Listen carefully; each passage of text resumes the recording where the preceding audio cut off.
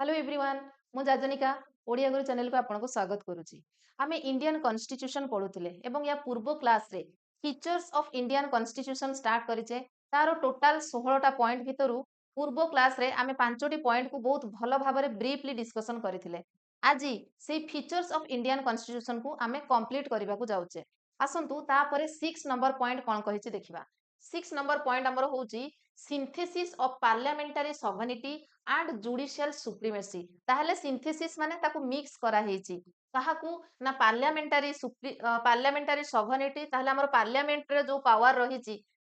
Parliament रो जो power रही Lok Sabha Rajya Sabha member मानकर आईन प्रणयन करिवार जो क्षमता अच्छी ता सहित आमर जो जुडिशियल सिस्टम अच्छी हाईकोर्ट बा सुप्रीम कोर्ट है ताकू सिंथेसिस कराई मिक्सअप कराई। तार अर्थ नुहे जे ये बेसी पार्लियामेंट बेसी पावरफुल कि सुप्रीम कोर्ट बेसी पावरफुल सेमिति नुहे, से माने डिफरेंटली तांकर पावर अच्छी किंतु उभय को सिंथेसिस कराई।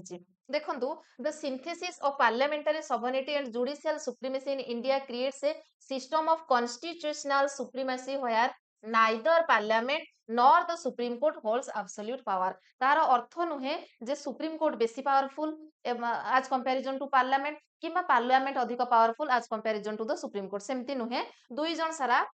कोन ना दुई जन सारा होची कोन तांको सिंथेसिस करा हेची तांकर पावर को। पार्लियामेंट रो ताहले कोन पावर ना possesses the authority to make and amend the laws. ताहले लॉज को मेक करिवो एवं ताकू अमेंड करिवो। पार्लियामेंट रो कोन काम ना सीए पार्लियामेंट लॉ बनेइबे एवं ताकू अमेंड करिवे, जोटा हमें देखिथिलु एग्जीक्यूटिव माने ताकू कोन करिवे ना ताकू एग्जीक्यूशन करिवे बा से लॉ को कार्यकारी करिवे। ताहले पार्लियामेंट रो कोन काम ना नियम बा रूल को सीए इम्प्लीमेंट कर माने ताकू लागू करेबे पार्लियामेंट एवं एग्जीक्यूटिव रो जोटा माने बोथ लेजिस्लेटिव एंड जुडिशियरी रो सेटा होची काम। एवं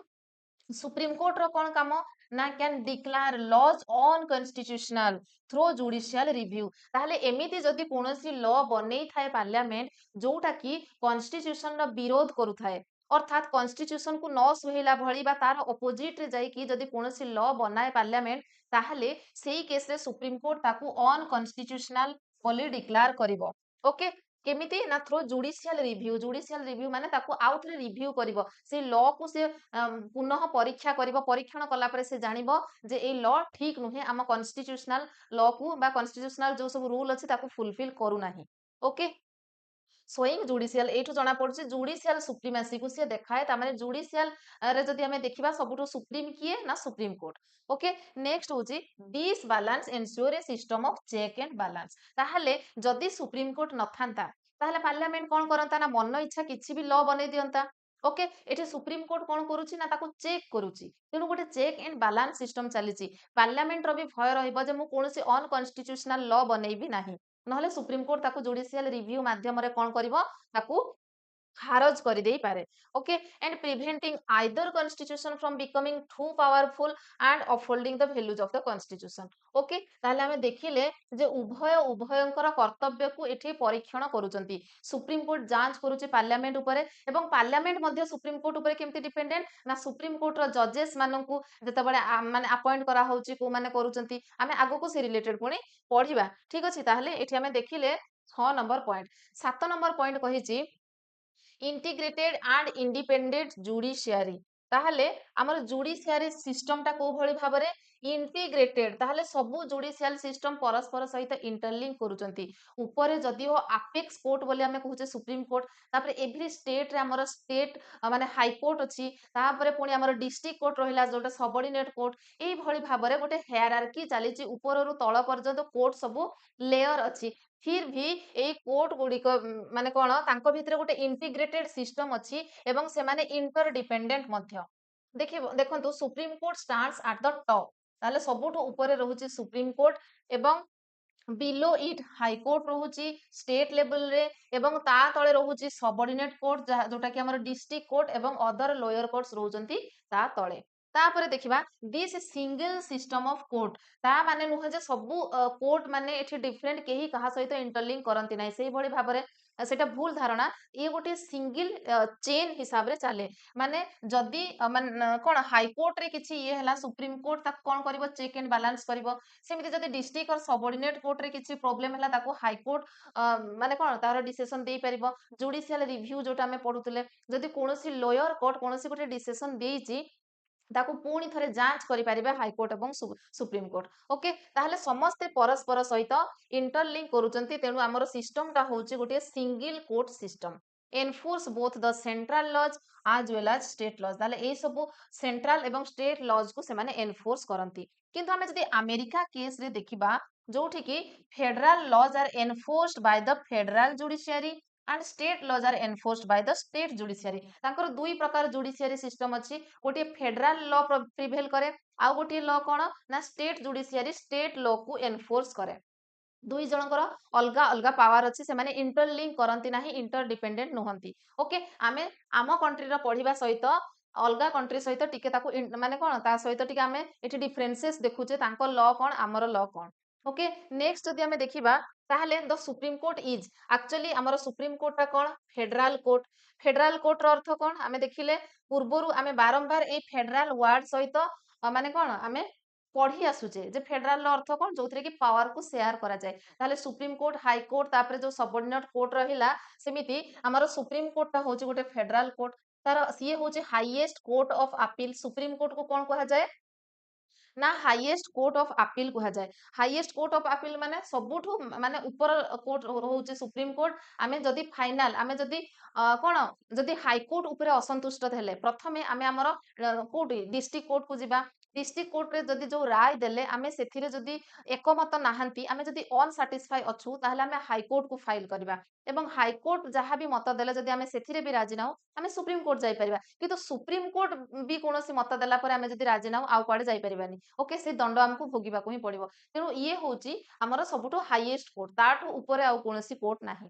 एवं थर्ड पॉइंट होची the guarantor of the fundamental right of the citizen बोली कहा जाए एई चारिटा जो टिक मरा हेची एडा सुप्रीम कोर्ट को कोन सब ना दिया हेची क्वेश्चन ने पड़े जे कहा को guarantor of the fundamental right बोली कहा जाए हमर जेतुटी भी मौलिक अधिकार रहिची सेही मौलिक अधिकार रे जदी व्याहत सृष्टि हला आमे आर्टिकल 32 हिसाब रे डायरेक्ट सुप्रीम कोर्ट जाई परिबा ओके ताहले आमे जो डायरेक्ट सुप्रीम कोर्ट जाउचे सेईटा ही होउची माने सी होउची हमर guarantor guardian of the constitution बोली कहा जाए आमे एबे एबे जो देखिले जदी कॉन्स्टिट्यूशन हमर जो पार्लियामेंट जदी कोनोसी अनकॉन्स्टिट्यूशनल लॉ बनाउचंती ताहले से संगे संगे कोन करिवो जुडिशियल रिव्यू करि परिबो तेनु ताकू गार्डियन बोली कहा जाए से जगी की रहिचे सेमिति कोनोसी अनैतिक लॉ बना हो नाही तो तेनु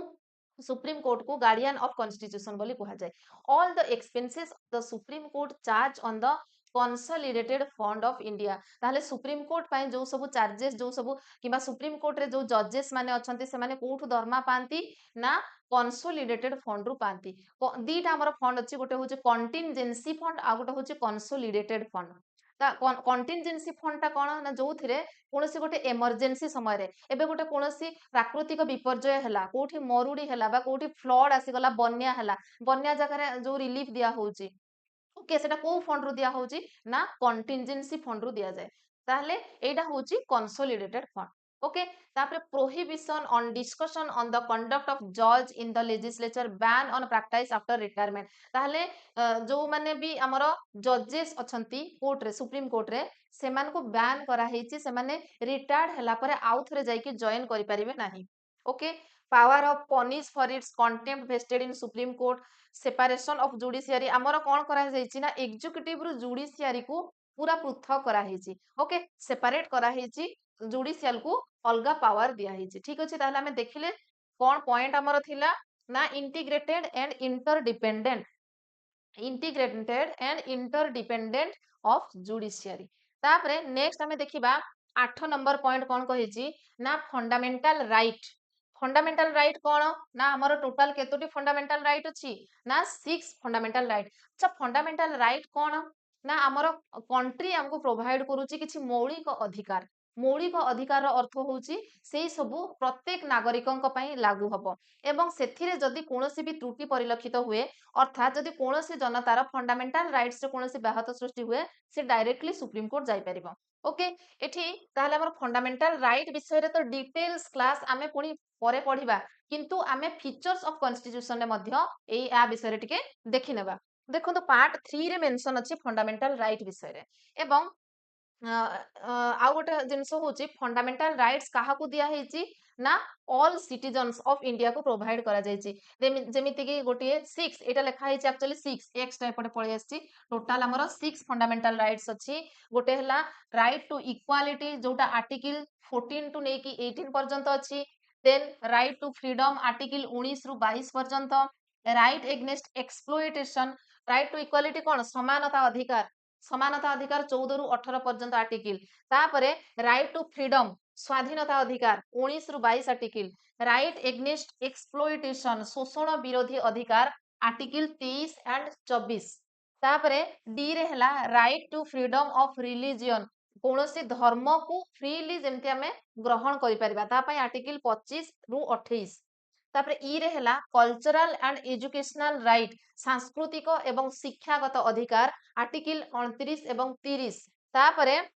लास्ट होची right to constitutional remedies article 32 माने संविधान संशोधन अधिकार आमे डायरेक्टली सुप्रीम कोर्ट जाई परिबा जदी कोनोसी हमर फंडामेंटल राइट रे व्याहत सृष्टि हुए ताहले या विषय रे पुणी आर्टिकल 14 कोन 15 कोन 16 ये जते बडा हमें फंडामेंटल राइट पढिबा सेते बळकू डिटेल्सली पढिबा ठीक अछि तापरे नेक्स्ट पॉइंट जदी हमें देखिबा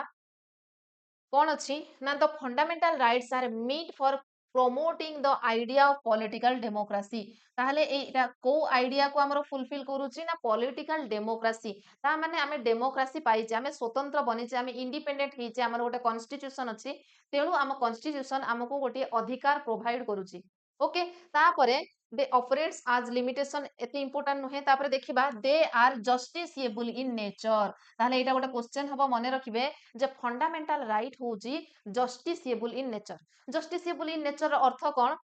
ना they are enforceable by the court of their violation अर्थात जदि भी भायोलेशन हैला जदि भी हम फंडामेंटल राइट्स हमको न मिलिला किए जदि सेथिरे क्षति पहुंचैला आमे ताको सुप्रीम कोर्ट को जाई परिबा आमे कोनोसी कोर्ट रे जाई के कोन करिबा अपील करि परिबा ओके किंतु अन्य कोनोसी आमे आगु को देखिबा फंडामेंटल ड्यूटीज अछि डीपीएसपी अछि ओके सेउडा माने एनफोर्सेबल नुहे आमे पढिबा सेतबेले the aggrieved person can directly go to the supreme court which can issue the writs ताले हमें सुप्रीम कोर्ट केमिति जिबा ना सेथिरे मध्य हमर किछि प्रोसेस अछि किछि रिट्स फॉलो करबा को पड़िबो किछि रूल्स अछि पांचटा टोटल रिट्स हमको सुप्रीम कोर्ट कोन प्रोवाइड करे कोन कोन गोटे हला habeas corpus mandamus prohibition certiorari and quo warranto केवल पांचटा ना एठी मने रखंतु ता विषय पुणी एक्सप्लेनेशन जतेबेले फंडामेंटल राइट पढिबा सेतेबेले ही डिस्कशन करबा ओके देखिले हमें तापर नेक्स्ट पॉइंट होची हमर 9 नंबर पॉइंट जोटा की अछि directive principle of state policy बा डीपीएसपी डीपीएसपी आसुची अच्छा ए डीपीएसपी को हमर डॉक्टर बी आर आंबेडकर कोन कहिसंती ना novel feature of Indian constitution बोली कहिसंती ये हमर एमसीक्यू क्वेश्चन पड़े जे बी आर आंबेडकर डीपीएसपी को कोन बोली कहिसंती ना novel feature of Indian constitution कहिसंती किंबा एमिति भी पड़ी पारे जे novel feature of Indian constitution DPSP को कुहा जाय किंतु ताको किए कहिसंती एई सेंटेंस ता किए कहिसंती ना बी आर आंबेडकर कहिसंती they are enumerated in part 4 ताहले डीपीएसपी को पार्ट अंडर रे आसुची पार्ट 4 एवं एथिरे तीनिटा ब्रॉड कैटेगरीज अछि गोटे हला सोशलिस्टिक आ गोटे हला गांधीयन प्रिंसिपल आ गोटे हला लिबरल इंटेलेक्चुअल प्रिंसिपल पुणी ता भितरे ए सोशलिस्टिक भितरे पुणी बहुत सारा आर्टिकल अछि पुणी गांधीयन भितरे मध्य किछि आर्टिकल अछि ता भितरे मध्य किछि आर्टिकल अछि ताले को प्रिंसिपल भितरे को आर्टिकल्स आसुची ताको पुणी डिटेल्सली आमे जतेबे डीपीएसपी क्लास करिबा से समय रे पढिबा एबे आमे फिजिकल फीचर्स पढुचे सेइथरे केवल सब पॉइंट को टिके टिके टच करी करी जाउचे ओके तापरे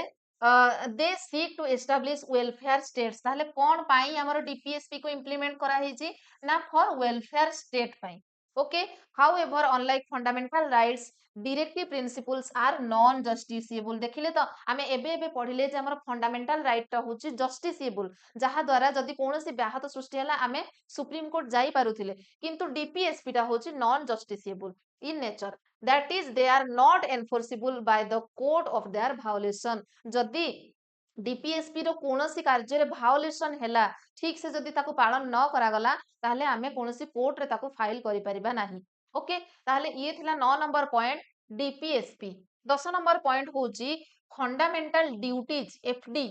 फास्ट आमे देखिले फंडामेंटल राइट, तापरे डीपीएसपी, एबे देखिबा फंडामेंटल ड्यूटीज कोन। देखंतु these were added during operation of international internal emergency. प्रथमे ए फंडामेंटल ड्यूटीज रो कांसेप्ट केतेबेले आसिला ना जेतेबेले आम कंट्री रे गोटिए इमरजेंसी आस्थिला। को इमरजेंसी ना इंटरनल इमरजेंसी, माने 1975 एवं 77 भितरे आसीथिला।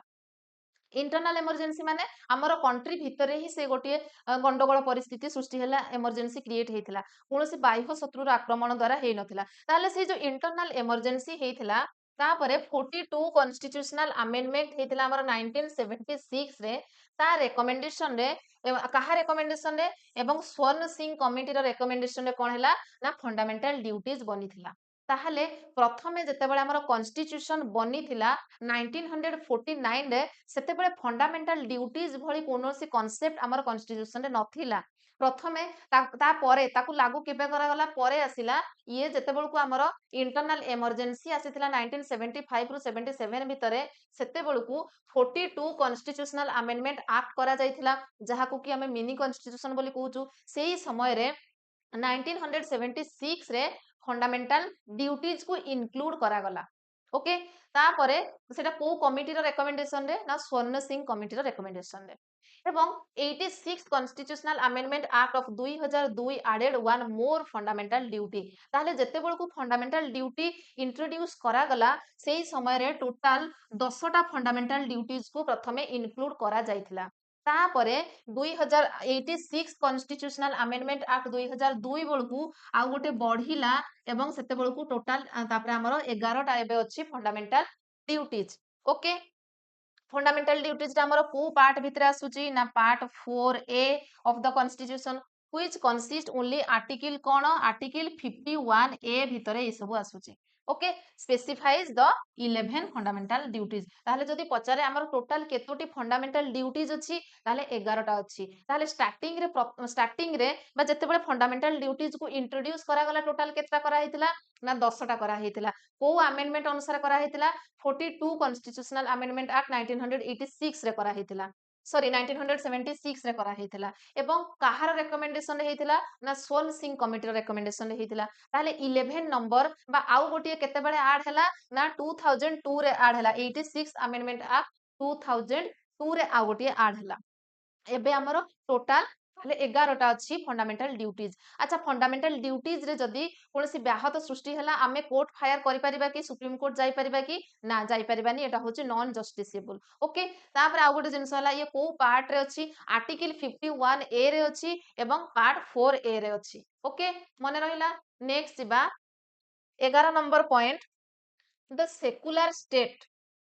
सेकुलर स्टेट रो अर्थ होची कोन ना धर्म निरपेक्ष राष्ट्र। निरपेक्ष माने कोनोसी पक्षर सपक्षरे नाही, को को रिलेटेड रे ना धर्म रिलेटेड रे। ताहले स्टेट केबे भी आम कंट्री केबे भी कोनोसी धर्म को प्राधान्य दिए नाही। ओके, कोनोसी धर्म को अधिक इंपोर्टेंस, कोनोसी धर्म को कम इंपोर्टेंस दिएनी, सी एथिरे न्यूट्रल रहे। ठीक अछि, देखिबा it does not uphold any particular region as the official region of the Indian state. ताहले हमर भारत रो कोनोसी गोटे ऑफिशियल धर्म अछि कि कोनोसी गोटे ऑफिशियल रिलीजन अछि कि ना, सेमिति किछि नाही। आपण तापरे जदि पॉलिटिकल साइंस 9 10 क्लास रो पढिबे एनसीईआरटी, सेथिरे देखिबे श्रीलंका रो केस मेंशन करिछि, जोथिरे कि सिन्हाला ग्रुप अछंती। आमे सेठी पढ़िबा जोडा तमिल लोक माने तांकर गोटिए माने कोन लैंग्वेज को सेमाने अधिक प्रायोरिटी देइथिले। ओके, ताकू स्टेट लैंग्वेज बोली डिक्लेयर करिथिले, जहा द्वारा परे मतवाद सृष्टि हेतिला। ताहले ए जो टर्म सेकुलर अछि added to the preamble of the Indian Constitution by 42 Constitutional Amendment Act 1976। ताहले या पूर्वरु हमें देखिले फंडामेंटल ड्यूटीज मध्य 42 अमेंडमेंट एक्ट 1976 रे इनक्लूड करा ହେଇଥିଲା ଏବଂ ଏଇ ସେकुलर टर्म टाको मध्य हमर प्रिएम्बल रे ऐड करा जायथिला ए कॉन्स्टिट्यूशनल अमेंडमेंट एक्ट अंडर रे state shall not deny or any person equality before law or equal protection of the law ताले हमर स्टेट कोन कहे विभिन्न आर्टिकल को जदि हमें अनुध्यान करिबा सेइथरु जानि परिबा जे हम कंट्रीटा होची गोटे सेकुलर स्टेट बोली केमिति ना आर्टिकल 14 कहूची इक्वालिटी बिफोर लॉ समस्ते आईन सामना रे समान जदि समस्ते समान ताले एठी कोनोसे धर्म को अधिक प्रायोरिटी दिया गला कि नुहे सेमिति आर्टिकल 15 कोन कहूची ना not discriminated any citizen on the ground of religion okay कोनोसे धर्म रे काहाको भी डिस्क्रिमिनेशन करा जाए नाही सेमिति equality opportunity right to freedom ता माने कोनोसे गोटे रिलीजियन को आमे फ्रीडम अछु ताकू अक्वायर करिबा पई equality opportunity of all citizen in matter of public employment ता आर्टिकल 16 कहूची कोनोसी भी लोक कोनोसी भी एम्प्लॉयमेंट अपॉर्चुनिटीज पाई परिबे हमर जहाँ भी जॉब अपॉर्चुनिटीज आसुची एसएसबी टीजीटी हो बा लेक्चरशिप हो बा ओपीएससी रे कोनोसी एग्जाम हो सेथिरे समस्त एलिजिबल एथिरे एजुकेशनल क्राइटेरिया रहूची जे आपण ग्रेजुएशन करिथिबार अछि बा बीए बीडी करिथिबे कि बीएससी करिथिबे पीजी करिथिबे एई सब क्राइटेरिया रखुची एमिति रखुनी जे आपण एई धर्मर हेइथिबा दरकार जे कोनोसी धर्मर लोक कोन करि परिबो माने इक्वल अपॉर्चुनिटीज पाइबो इकोनॉमिकली से कोनोसी गोटिए एम्प्लॉयमेंट अपॉर्चुनिटी को से एक्वायर करि परिबो नेक्स्ट हमर होची all persons are equally entitled to freedom of conscience and right to freely profess practice propagate any religion article 25 कहूची आपण कोनोसी भी धर्म को प्रैक्टिस करि परिबे देखिबे किछि लोक कोन करंती से हिंदू रु क्रिश्चियन को कन्वर्ट हे जानती तो सेटा तांकर पर्सनल मैटर से जो धर्म को पसंद करिवे चेंज करि परिबे से माने free to conscience and right to freely profess and practice any religion सेटा आर्टिकल 25 रे अछि जो आर्टिकल गुडा की फंडामेंटल राइट भीतर अछि याकू ऑलरेडी माने आमे आगो को पढिबा जतबे फंडामेंटल राइट पढिबा किंतु एठी हमें जेहेतु पढुचे जे सेकुलर स्टेट विषय रे तेनु एई आर्टिकल गुडा को देखिले ही हमें जानि पारुचे जे हम कंट्री गोटे सेकुलर कंट्री बोली ओके तापरे right to manage its religious affairs article 26 सेमिति no person pay any tax for the promotion of particular religion article 27 कोनोसे गोटे निर्दिष्ट रिलीजियन को कोनोसे धर्म को प्रचार करिबा पई टैक्स देई परिबे नाही no religious instruction shall be provided in educational institution कोनोसे गोटे शिक्षानुष्ठान रे कोनोसे गोटे धर्म को प्राधान्य दिया जिवो नाही ओके एनी एजुकेशनल इंस्टीट्यूशन रे कोन करबो कोनोसी रिलीजियस इंस्ट्रक्शन दिया जिवो नाही एटा आर्टिकल 28 रे मेंशन अछि सेमिति आर्टिकल 29 रे कहिछि right to conserve its distinct language script culture जदि कोनोसी गोटे धर्मर तार लैंग्वेज को तार स्क्रिप्ट को तार कल्चर को से माने प्रिजर्व करिकि रखि परिबे संरक्षित करिकि रखि परिबे आर्टिकल 29 हिसाब रे right to establish administer educational institution and of their choice article 30 हिसाब रे से माने तांकर एजुकेशनल कोनसे गोटे एजुकेशनल इंस्टीट्यूशन को एस्टाब्लिश करि परिबे जेमते बे केते सब प्राइवेट इंस्टीट्यूशन खोललानी private school English medium school खोललानी ओके एटा अनुमति अछि सब एटा ऑल माइनॉरिटीज पई मध्ये जे से माइनॉरिटीज पछे हो कोनसे धर्मर हो ना काहे कि से रिलीजियस इंस्टीट्यूशन तांकर निजर चॉइस हिसाब रे खोली परिबे आर्टिकल 30 हिसाब रे ओके ताहले एठु हमें जानिले जे हमर कंट्री होची गोटे सेकुलर कंट्री कोनोसी गोटे निर्दिष्ट धर्म को से अधिक किंबा कम प्राधान्य दिए नाही तापर 12 नंबर पॉइंट कहूची यूनिवर्सल एडल्ट फ्रांचाइज ताहले समस्तंकर वोट देबार अधिकार अछि केमिति ना आमे देखुचे हमर 18 ईयर बा ताठु अधिक जेते भी नागरिक अछंती पुरुष स्त्री होंतु कोनोसी धर्मर होंतु बा कोनोसी रिलीजियन रो होंतु सेक्स रो होंतु कोनोसी कास्ट रेस रिलीजियन सेक्स से लिटरेट होंतु कि मूर्ख होंतु से वेल्दी पीपुल तांकर धन संपत्ति थाउ कि से गरीब थांतु एंड सो ऑन एमिति जे कोनोसी जिंस थिले भी एई सब जिंस किछि भी मैटर करेनी केवल कोन दरकार ना सिए 18 ईयर हेइथिबे बा ताठू अधिक वर्षर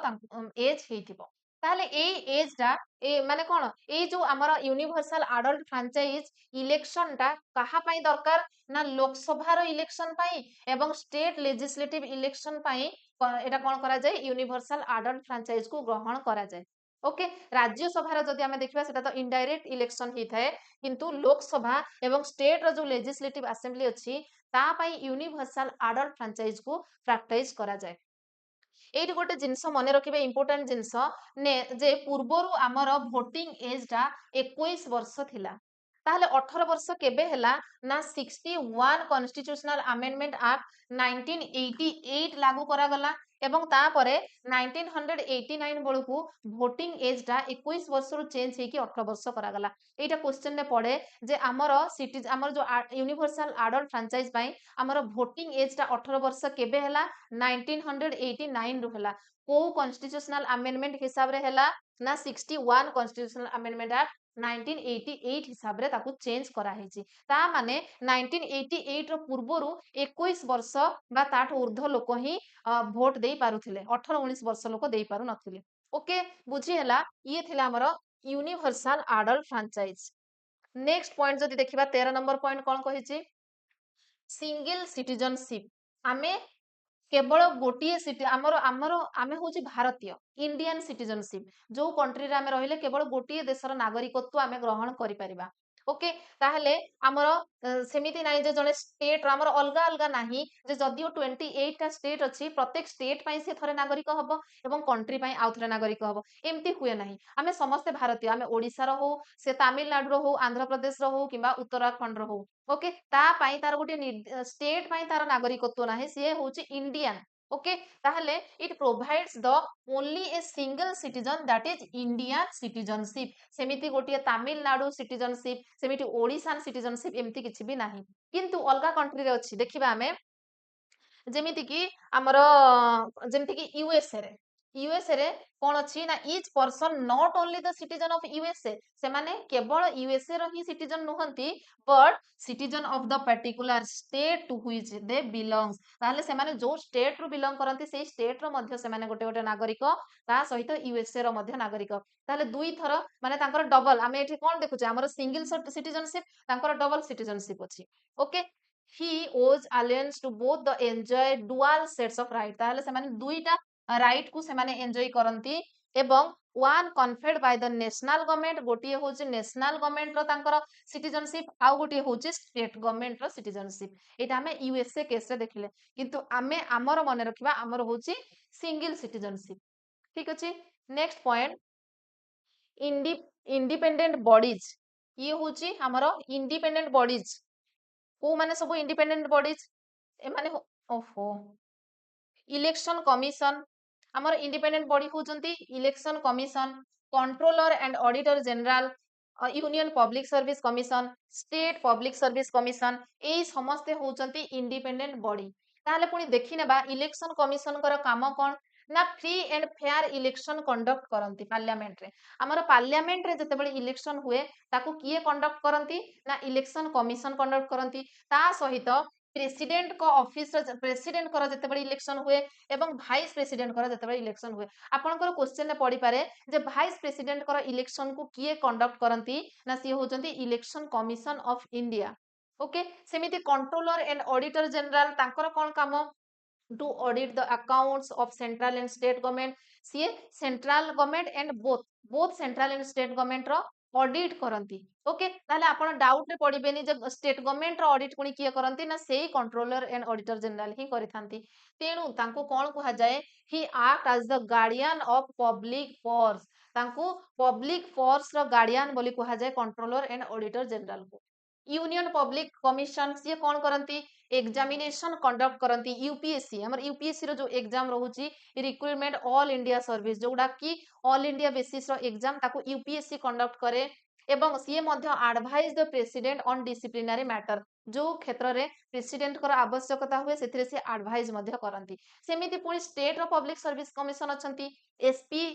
एससी सी कोन करंती स्टेट रो जो एग्जामिनेशन सब होउची ताको कंडक्ट करंती एवं सी डिसिप्लिनरी मैटर केस रे गवर्नर को एठी एडवाइस दियंती ओके ताले एमाने सब होचंती इंडिपेंडेंट बॉडीज तापरे 15 नंबर पॉइंट कोन कहूची 15 नंबर पॉइंट कहूची इमरजेंसी प्रोविजंस हमर टोटल कोन अछि तीनोटी इमरजेंसी अछि नेशनल इमरजेंसी स्टेट इमरजेंसी एवं फाइनेंशियल इमरजेंसी नेशनल इमरजेंसी कहूची अंडर आर्टिकल 352 नेशनल इमरजेंसी माने कोन पूरा कंट्री पई इमरजेंसी लागू होबो सेटा को आर्टिकल हिसाब रे मने रखिबे 352 आर्टिकल हिसाब रे नेशनल इमरजेंसी हुए एवं नेशनल इमरजेंसी केतेबेले लागू करा जाए जेतेबेलକୁ कोनोसी युद्ध हुए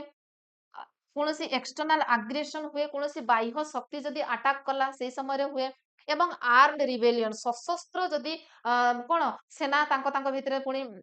कौन करेंगे आमर कंट्री भितर पारे कंट्री बाहर पारे जदि कौन बाह्य कंट्री अटैक करुचे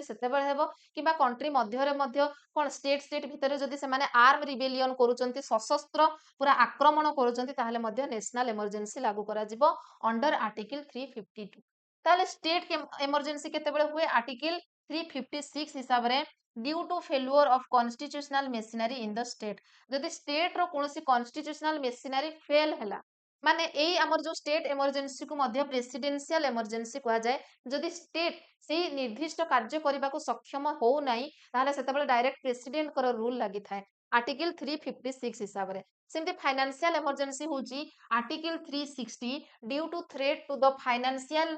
stability and credit of India जदि कोनोसी प्रकार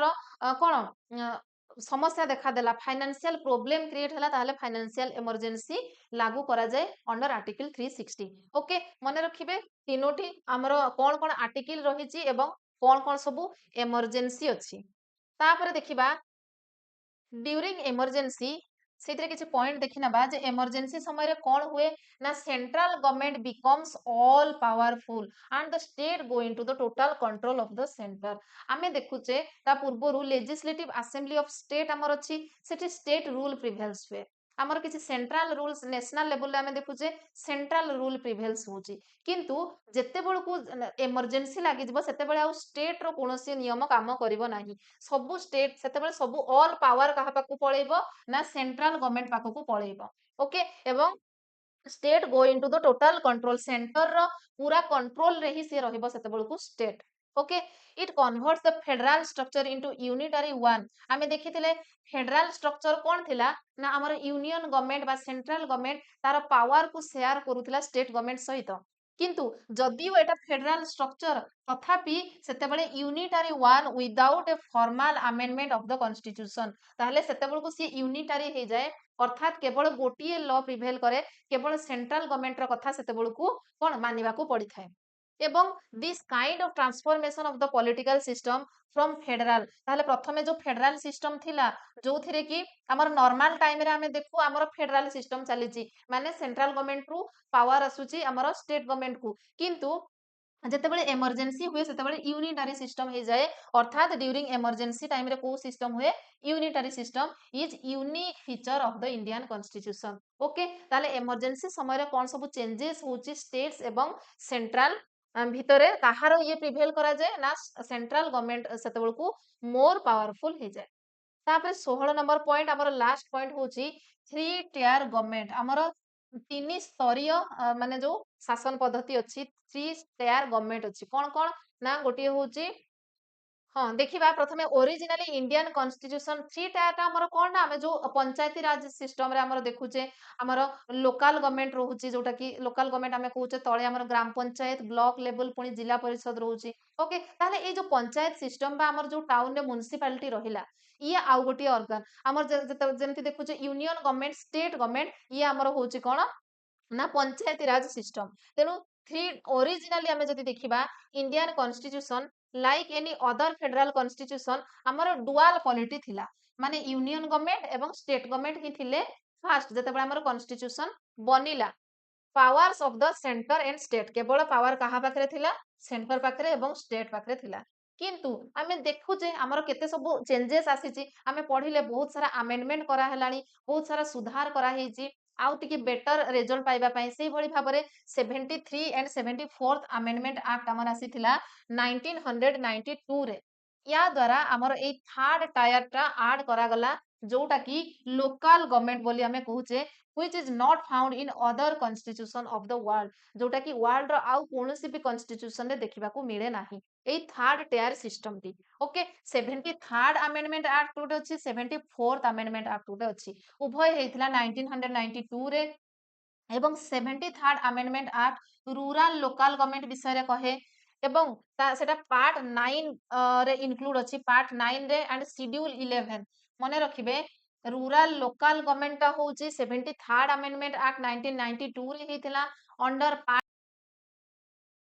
एटा हमर होची पार्ट 9 ए 18 भूले टाइप ही जाइए ये हूँ पार्ट 9 ए अंडर रे आसुची एवं शेड्यूल 12 हूँ कोटा आमर अर्बान लोकल गवर्नमेंट ओके ठीक अच्छे 3 टायर सिस्टम सहित आमर 16टा पॉइंट एवं फीचर्स ऑफ इंडियन कॉन्स्टिट्यूशन आमे कंप्लीट करदेले सबु जाक पॉइंट को 16टा पॉइंट को आमे डिटेल्सली एनालिसिस कले भाबुची ए क्लास रे आपनकर किछि भी डाउट नथिबो आपन बहुत भलो भाबरे बुझिथिबे केवल याकू बारंबार प्रैक्टिस करिवार आवश्यकता रहिछि बुझिबारे कोनोसी आ प्रॉब्लम नाही आमे नेक्स्ट क्लास रे कोन करबा एई भितरे फिजिकल आमे जो फीचर्स देखिले सब बेले फिजिकल पार्ट रे पसि जाउछि ज्योग्राफी पढी पढी ताले ए जो फीचर्स ऑफ कॉन्स्टिट्यूशन रहिला से भितरे आमे देखिले किछि आर्टिकल शेड्यूल एवं पार्ट बोली आमे पढिचे किंतु नेक्स्ट क्लास रे आमे पार्ट किबा शेड्यूल को डिस्कशन करिबा हमर जे केतोटी पार्ट अछि केतोटी शेड्यूल अछि एवं कोन कोन अछि ताकू करिबा ता सहित हमर एई features of Indian constitution complete हे जिवो आशा करूछि क्लास टी निश्चय आपण बहुत भलो भाबरे बुझी पारथिबे आपनक पई बेनिफिशियल मध्ये हेथिबो ठीक अछि नेक्स्ट क्लास रे आउ गोटिए चैप्टर आउ गोटे टॉपिक सहित आपनक सहित देखा हबो यार जदि आपण पीडीएफ चाहुथांती टेलीग्राम चैनल रे जॉइन हे जिवे तार लिंक मु डिस्क्रिप्शन रे दे देबी क्लास टी भल लागले लाइक करिवे संग मानको शेयर करिवे एवं चैनल रे नुआ थिले चैनल को सब्सक्राइब मध्ये कर देबे थैंक यू जय हिंद एंड जय जगन्नाथ।